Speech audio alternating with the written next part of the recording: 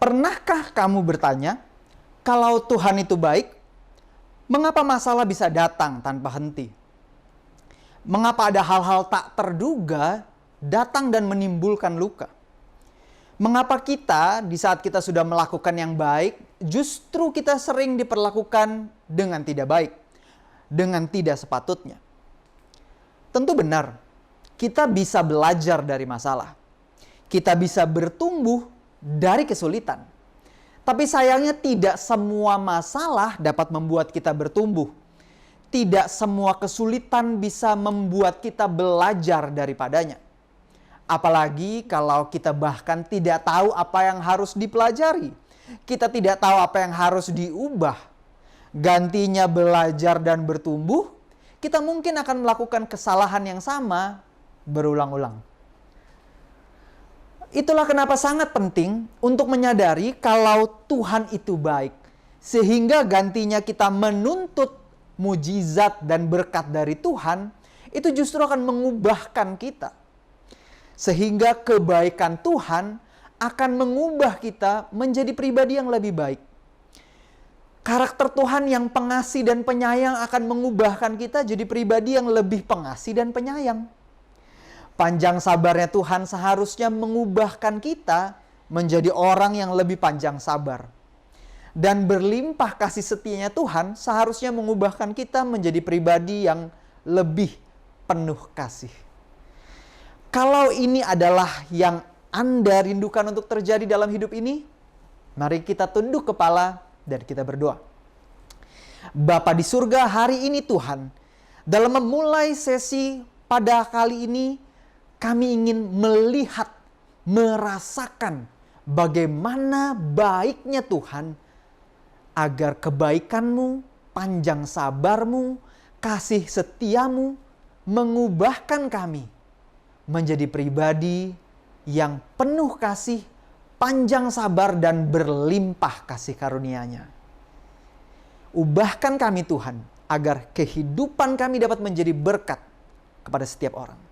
Di dalam nama Yesus kami berdoa. Amin. Masalahnya, kita tidak bisa melihat kebaikan Tuhan hanya dari Alkitab saja. Kenapa? Gak fair lah. Kalau Alkitab dituliskan oleh para penyembah Tuhan, tentu mereka akan menuliskan betapa baiknya Tuhan. Benar gak? Kalau contohnya saya seorang koki, lalu saya katakan masakan saya enak, dan Anda tidak pernah mencoba masakan saya, Anda pasti tidak akan begitu mudah percaya, bukan? Itulah kenapa sangat penting untuk merasakan kebaikan dan kehadiran Tuhan secara pribadi. Yang sudah pernah merasakannya saja kadang bisa lupa dan tidak percaya. Apalagi kalau kita tidak pernah merasakannya. Kalau begitu, apa saja bukti yang bisa kita lihat di luar dari Alkitab mengenai kebaikan Tuhan, mengenai betapa nyatanya Tuhan di dalam kehidupan? Ada banyak hal yang bisa menceritakan dan menunjukkan betapa baiknya Tuhan. Salah satunya adalah bagaimana peristiwa dari kehadiran kita di dunia ini. Kehadiran kita muncul dimulai dari sel sperma yang keluar atas buah kasih dari orang tua kita. Saat sel tersebut dikeluarkan, dia hanya punya waktu beberapa menit sebelum dia akhirnya mati. Karena lingkungan di dunia ini begitu mudah untuk dapat membunuh sel tersebut. Dan dia harus berlari dengan sangat cepat. Dan dia tidak sendirian, ada begitu banyak sel-sel yang lain yang kalau saja dia tidak berlari dengan cepat untuk masuk ke dalam sel telur, tidak lama dia akan mati. Jadi hanya yang paling kuat dan yang paling cepat yang bisa bertahan. Lucunya, saat saya lahir ke dunia, saat mungkin Anda lahir ke dunia, kita pasti menyadari bahwa kita bukan yang paling kuat di antara yang lain, teman-teman kita. Saya juga menyadari saya bukan yang paling cepat dibandingkan yang lain. Tapi bagaimana saya bisa tetap hidup? Sebagaimana saya bisa lahir ke dunia? Kalau bukan karena penyertaan Tuhan, pasti saya sudah lama mati seperti sel-sel yang lain. Itu yang pertama. Begitu sel itu masuk ke sel telur, lalu dia dibuahi, terbentuklah janin. Lucunya, dinding yang menyelubungi janin ini, itu dindingnya tipis gitu. Tapi nggak ada tuh ceritanya seperti balonku ada 5 yang pecah, dor gitu. Tidak ada. Tentu kita bersyukur untuk setiap ibu yang selalu menjaga dan merawat kita. Tapi selain daripada itu, pasti ada campur tangan yang tidak terlihat dari Tuhan yang menjaga kita di janin dari ibu kita. Dan setelah 9 bulan berlalu, janin itu semakin dewasa, semakin besar. Dan saat waktunya mau keluar, tempat di mana bayi itu keluar itu sangat kecil gitu. Tidak masuk akal bagaimana mungkin bayi yang kecil bisa keluar dari tempat yang begitu kecil gitu. Tapi itulah penyertaan Tuhan, itulah gambaran dari kasih Tuhan. Gimana mungkin? Tentu ada kejadian tertentu di mana harus dioperasi. Tapi di saat lahir secara normal ada begitu banyak manfaat-manfaat yang luar biasa yang membuat bayi tersebut bisa lebih kuat, lebih bisa bertahan terhadap penyakit dan lain-lain. Kalau bukan karena penyertaan Tuhan. Itu dari gambaran kelahiran kita ke dunia. Kalau dari sisi yang lain, Anda pernah mencoba menanam tomat atau tanaman-tanaman yang lain? Dari 10 kita tanam, mungkin ada beberapa yang mati. Kalau kita tanam sendiri aja, itu harus kita rawat betul-betul. Kita harus jaga kondisi airnya, kondisi tanahnya, dan lain-lain. Kalau enggak, kita tanam tomat aja mungkin di belakang rumah bisa mati gitu. Tapi bayangkan, begitu banyak tanaman yang ada di alam ini, yang Tuhan jaga, Tuhan rawat, Tuhan lestarikan, yang sampai hari ini pun bibitnya masih ada gitu. Jadi nggak punah. Atau Anda pernah mencoba memelihara kelinci di rumah? Teman saya pernah coba. Tidak sampai seminggu, kelincinya mati. Dia rawat, dijaga, diberikan semuanya. Tempat yang hangat, makanan. Dalam beberapa hari kelincinya mati. Beli lagi. Dalam beberapa hari kemudian kelincinya mati. Nggak tahu apakah karena tangannya yang salah atau gimana. Tapi tidak mudah bahkan untuk memelihara binatang peliharaan sekalipun. Tapi Anda perhatikan, binatang yang hidup liar di alam bebas, tidak mungkin ada yang punah kalau bukan karena ulah manusia. Jadi Tuhan jaga, Tuhan rawat, walaupun akibat dosa ada binatang yang bisa saling membunuh satu dengan yang lain, tapi Tuhan tetap jaga dan lestarikan sehingga nggak ada tuh yang punah gitu semuanya.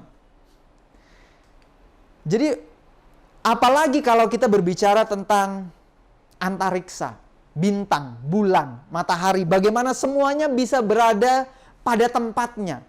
Kalau bukan karena penyertaan Tuhan, kalau bukan karena kebaikan Tuhan, tidak mungkin semuanya bisa bertahan. Jadi kita bisa ngelihat pertumbuhan dan kelahiran kita adalah bukti dari kehadiran dan kebaikan Tuhan. Semua tanaman dan binatang yang ada di alam adalah bukti juga dari kehadiran dan kebaikan Tuhan. Bahkan bulan, bintang, matahari, planet-planet yang ada di antariksa yang Tuhan jaga tepat pada posisinya, melayang tanpa tergantung oleh tali, adalah bukti dari kehadiran dan kebaikan Tuhan. Nggak bisa disangkal. Namun pertanyaannya adalah, kalau semuanya itu, kelahiran kita, binatang di alam, tanaman di alam, bintang, bulan, dan matahari, menggambarkan kehadiran dan kebaikan Tuhan, bagaimana dengan kehadiran kita? Di keluarga, di tempat kita bekerja, di dalam komunitas kita, apakah kehadiran kita juga menjadi bukti dari kebaikan Tuhan? Itulah mengapa kebaikan Tuhan seharusnya mengubahkan kita menjadi pribadi yang baik juga. Ada banyak kisah tentang Tuhan itu baik di dalam Alkitab. Salah satunya adalah kisah dari Simson. Lahirnya Simson adalah jawaban doa dari Tuhan kepada orang tuanya. Dan di dalam Hakim-Hakim 13 diceritakan bahwa ibu dari Simson itu mandul, gak bisa punya anak. Tapi menariknya, malaikat datang menampakkan diri kepadanya dan berfirman bahwa dia akan punya anak. Dia akan mengandung seorang anak laki-laki dan anak itu akan menjadi nazir dari Allah. Dan kalau kita lihat tadi, mengingat kembali peristiwa kehadiran kita ke dunia, kita patut bersyukur bahwa kehadiran kita pun adalah dahsyat dan ajaib. Seperti yang pemazmur katakan, ajaib apa yang Tuhan buat. Nggak logis bagaimana kita dari sel yang begitu kecil bisa lahir ke dunia. Dan seperti kisahnya Simson di mana kelahirannya begitu ajaib, begitu juga dengan kelahiran kita. Dan di dalam proses kelahiran dari Simson, Tuhan tuh kasih pesan kepada orang tuanya. Supaya orang tua Simson memelihara diri mereka, terutama ibunya. Dikatakan di dalam Hakim-Hakim 13 ayat 4, jangan minum anggur atau minuman yang memabukkan, dan jangan makan sesuatu yang haram. Jadi dalam proses kelahiran pun Tuhan kasih tips gitu. Tuhan bukannya nggak peduli gitu, ya udah terserahlah lahirnya kayak gimana gitu. Ada hal yang harus dilakukan dan kalau itu dilanggar tentu tidak akan terjadi seperti apa yang Tuhan maksudkan. Dan Simson terlahir untuk menjadi nazir Allah. Dia tuh punya misi di dalam hidup. Kalau Simson saja lahir dengan misi, menurut Anda apakah kita terlahir hanya begitu aja? Atau Tuhan juga sebenarnya punya misi untuk kita lakukan di dalam hidup? Di dalam Hakim-Hakim 13 ayat 6 dikatakan bahwa dia akan memulai penyelamatan orang Israel dari tangan orang Filistin. Jadi kelahiran Simson, dia lahir dengan tujuan. Dan dia adalah jawaban doa dari orang tuanya. Yang Tuhan jawab. Kelahiran kita pun adalah jawaban doa dari Tuhan kepada orang tua kita. Dan sama seperti Simson, kehadiran kita pun punya tujuan di dunia ini. Tapi sayangnya, Simson yang lahir melalui penyertaan Tuhan tidak otomatis membuat dia punya hubungan dengan Tuhan. Lahir di keluarga yang mengenal Tuhan gak otomatis membuat Simson jadi anak yang kenal Tuhan juga. Hadir di dalam ibadah tidak menjadikan Simson benar-benar punya kehidupan yang penuh dengan ibadah. Bahkan mengetahui tugas dalam hidupnya tidak menjadikan Simson melakukan tugas itu dalam hidupnya.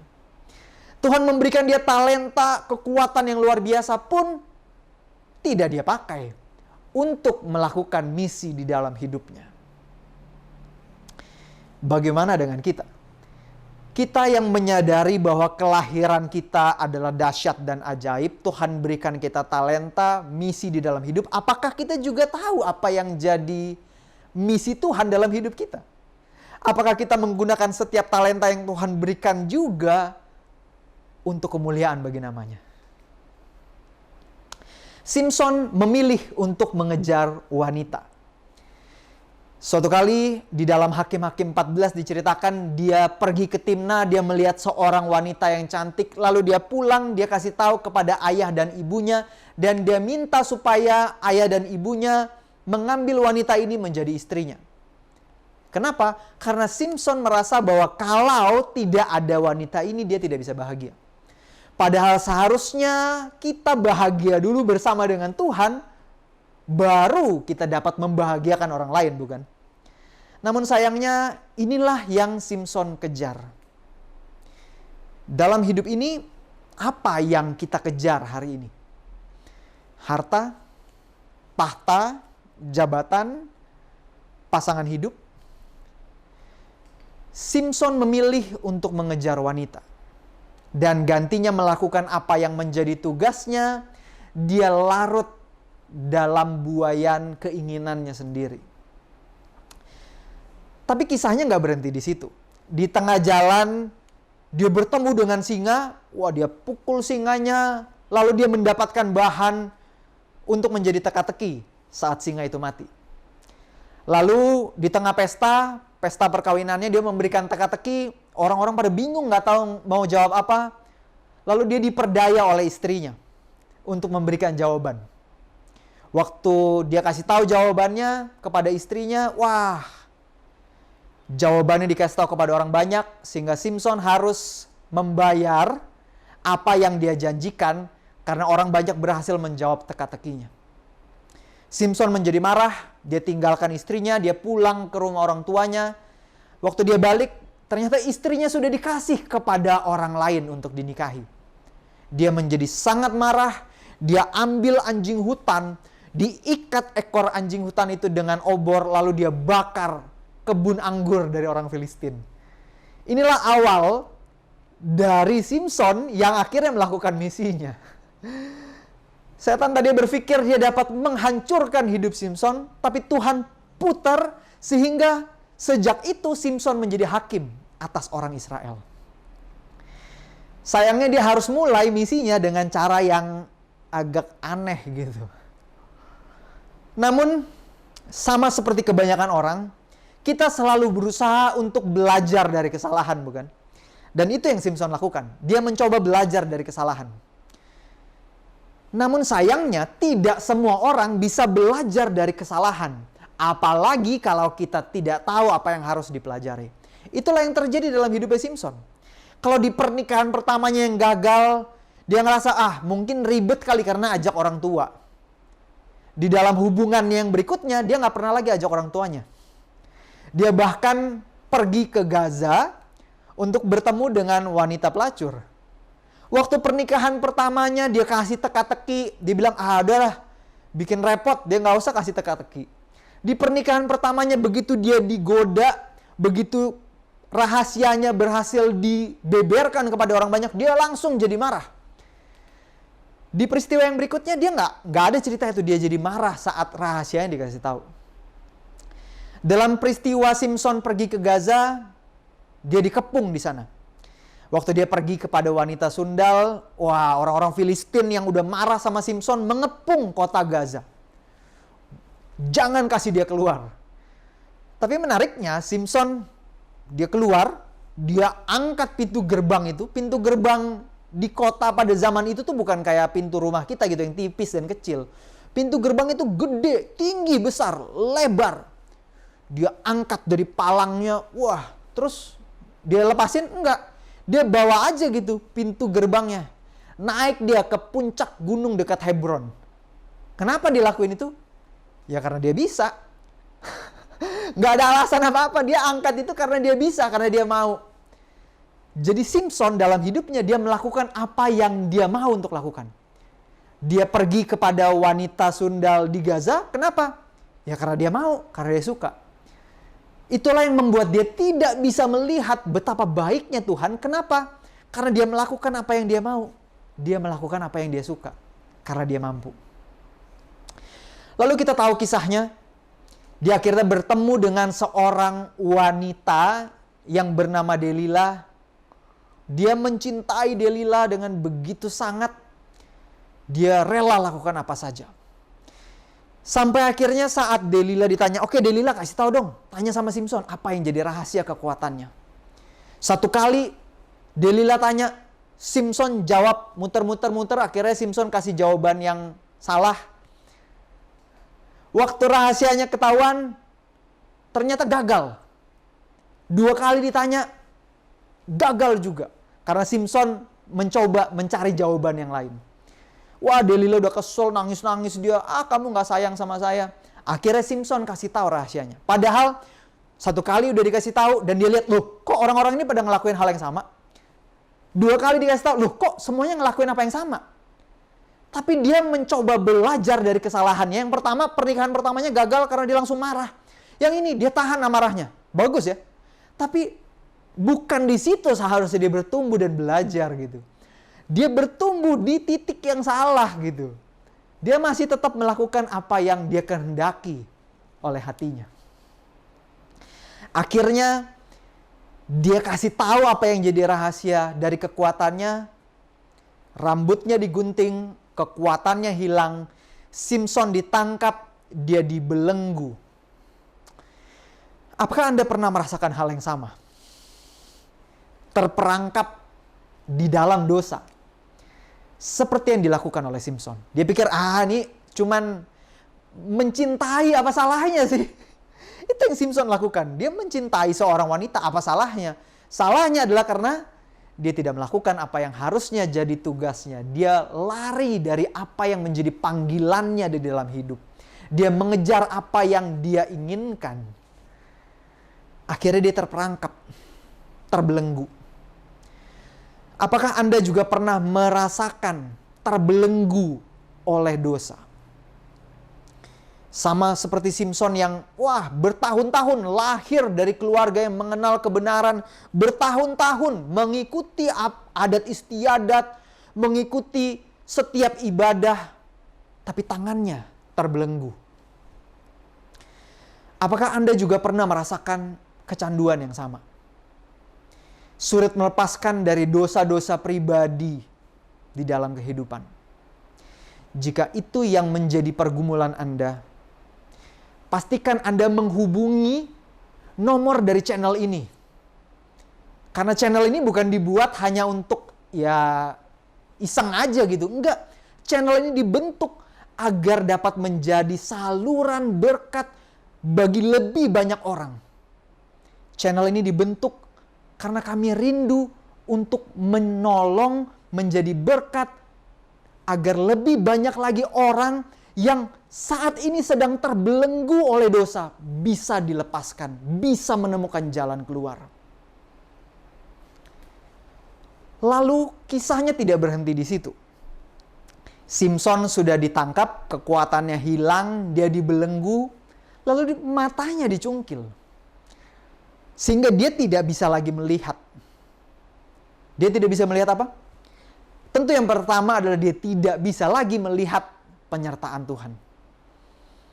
Dia nggak bisa melihat penyertaan Tuhan dalam hidupnya.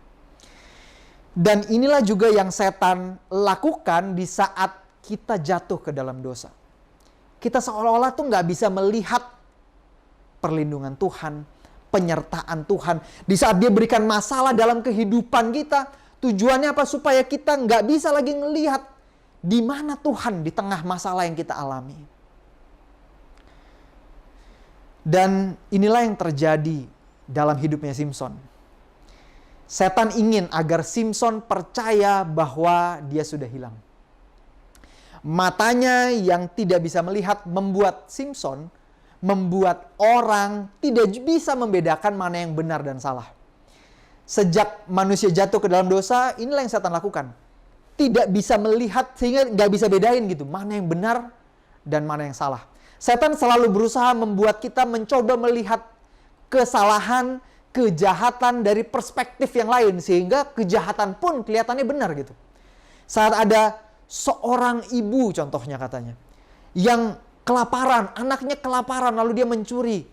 Dibawakan dari perspektif yang, dia mencoba menyelamatkan anaknya. Padahal kesalahan ya kesalahan. Seharusnya orang yang melihat itu akan membantunya. Gantinya melakukan hal yang lain. Sehingga kita tidak bisa lagi membedakan mana yang benar dan salah. Pertanyaannya, apa yang menjadi dasar dari kebenaran? Karena di dalam Alkitab, di dalam Wahyu 22 ayat 11 diceritakan bahwa di akhir zaman nanti, orang yang jahat akan semakin jahat, yang baik akan semakin baik. Lalu di dalam 2 Timotius 3 ayat 13 diceritakan, sedangkan orang jahat dan penipu akan bertambah jahat. Mereka menyesatkan dan disesatkan. Mereka bertambah jahat bukan karena ya udahlah mau jahat aja. Enggak. Karena dia tidak bisa lagi bedakan mana yang benar sama yang salah gitu. Itulah gambaran dari Roh Kudus yang sudah meninggalkan hati kita. Karena sudah terlalu sering melakukan yang tidak benar sehingga yang tidak benar kelihatannya jadi benar. Untuk itu kita perlu tahu apa yang menjadi dasar dari kebenaran.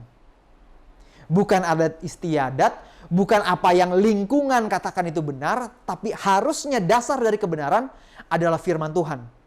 10 hukum yang adalah hukum kasih yang menjadi gambaran dari karakter Tuhan. Jadi itulah yang harusnya jadi dasar dari kebenaran. Menariknya, saat berbicara tentang tidak bisa melihat di dalam Matius 7 ayat 3, Yesus memberikan sebuah perumpamaan tentang seseorang yang tidak bisa melihat kesalahannya sendiri.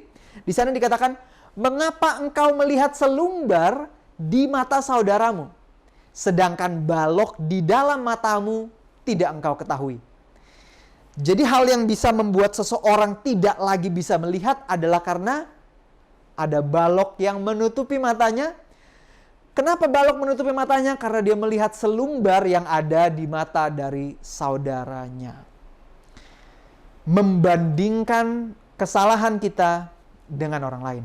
Tentu kita akan sulit melihat kesalahan kita kalau kita membandingkan diri kita dengan orang lain. Saya akan menjadi seseorang yang saya akan merasa paling sabar kalau saya bandingin sama orang yang dikit-dikit marah-marah gitu. Sehingga saya akan merasa bahwa saya lebih baik dari dia. Dosa saya tidak sebanyak dia gitu. Karena saya membandingkan diri saya dengan orang lain. Kalau saya bandingkan diri saya dengan orang yang jahat, saya akan merasa bahwa ya dosa saya ini ya cuman kecil lah gitu. Padahal dosa sekecil apapun sama di mata Tuhan. Itulah mengapa jangan sampai kita membenarkan diri karena membandingkan diri kita dengan orang lain.